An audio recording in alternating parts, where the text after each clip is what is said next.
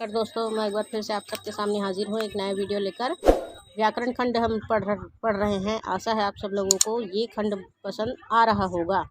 आज हम पढ़ने वाले हैं व्याकरण खंड में से खंड 4 अनेक शब्दों के लिए एक शब्द। अर्थात ऐसे शब्द होते हैं जो अनेक प्रकार के होते हैं, पर उनके लिए हम एक शब्द ऐसा बोलते हैं जिससे उस अनेक शब्द का अर्थ हमें पता चल जाता है। वह होता है अनेक शब्दों के लिए एक शब्द। जैसे जूते सीने वाले, अर्थात यदि कोई पूछे जूते सीने वाले को क्या कहते हैं, यदि हम एक शब्द में बोले कि मोची, तो वह तुरंत ही समझ जाएगा कि जो जूते चप्पल बैग वगैरह सीते हैं उनको मोची कहा जाता है। तो ऐसे अनेक शब्दों के लिए एक शब्द बनाया या बना होता है।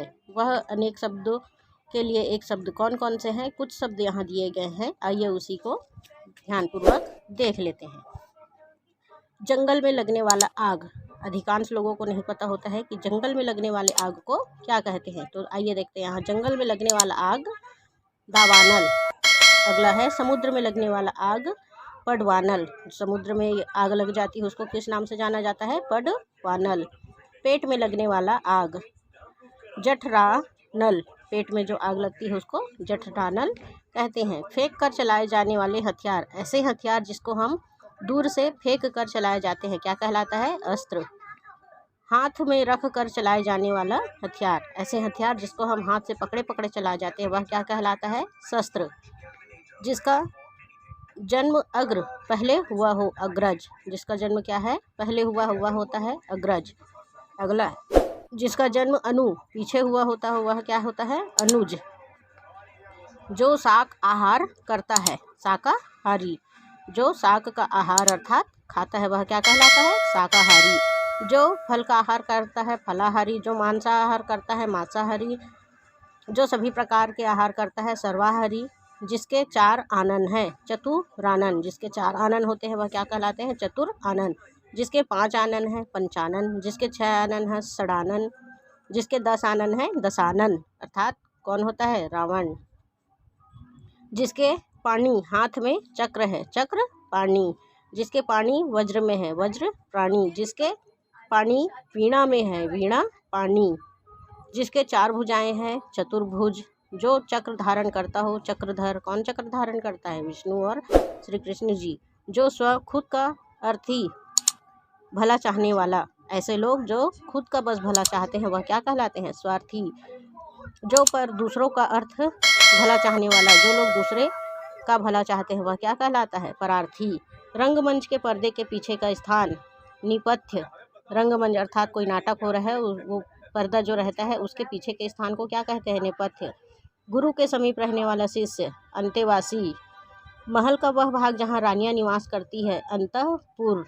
अंतःपुर महल का वह भाग होता है जहाँ पर रानियां निवास करती है। जो बहुत जानता हो, बहुज्ञ। बहुत जानकारी रखता हो वह क्या कहलाते हैं? बहुज्ञ। जो अल्प कम जानता हो, अल्पज्ञ। जो कुछ नहीं जानता है, अज्ञ। जो सब कुछ जानता है, सर्वज्ञ। ज्ञान प्राप्त करने की इच्छा, ज्ञान पिपासा। ज्ञान प्राप्त करने की इच्छुक, ज्ञान पिपासु। जिसकी बुद्धि में नई नई बातें उत्पन्न होती है, प्रत्युत्पत्ति। बाहरी जगत का ज्ञान न होना, कूप मंडूक। निश्चय न करने वाला, किंकर्तव्याभिमूढ़। जिसकी बुद्धि बहुत तेज हो, कुशाग्र बुद्धि। वह स्त्री जो पढ़ी लिखी ज्ञानी हो, विदुषी।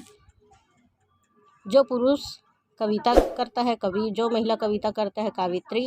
तत्काल कविता लिखने वाला, आशु कवि।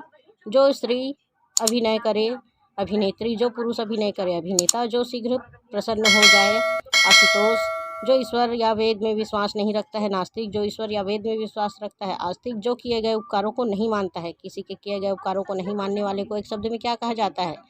कृतघ्न। जो किए गए उपकारों को मानता है, कृतज्ञ। जो बहुत बोलता हो, वाचाल। जो कम बोलता हो, मितभाषी। जो मधुर भाषण करने वाला हो, मधुरभाषी। जो अधिक खर्च करने वाला हो, अपव्ययी। जो कम खर्च करता हो, मितव्ययी। जो इंद्रों गो द्वारा न जाना जा सके, अगोचर। इंद्रियों की पहुँच से बाहर, अति इंद्रिय। ऐसे ही कुछ और भी दिए गए हैं। जो आपको समझ में ना आए कोई ऐसा शब्द, जिसके शब्द आपको जानकारी ना हो, उसके लिए आप कमेंट में मुझसे पूछ सकते हैं। तो ये थे हमारे अनेक शब्दों के लिए कुछ एक शब्द। आशा है आप सब लोगों को पसंद आया होगा। आज के लिए इतना ही। धन्यवाद। जय हिंद।